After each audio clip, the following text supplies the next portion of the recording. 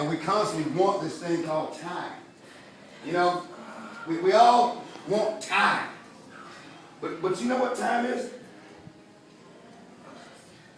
The more time you have, the more accountability you have. And you know what else comes with time? A terminal illness. Because eventually, time is going to kill you. One day, you've got to turn your time in. Believe it or not.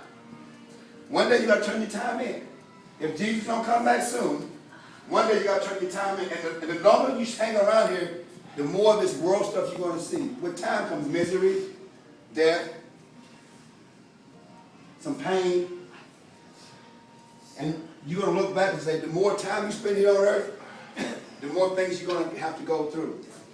But Scripture tells us to make the most of our time. Enjoy every day. But while you're here this day, do something with it. This morning, you've done more than 95% of the people in the United States of America today. You've done something with your time. When you go out there, look at what you're doing and ask yourself, why am I doing what I'm doing?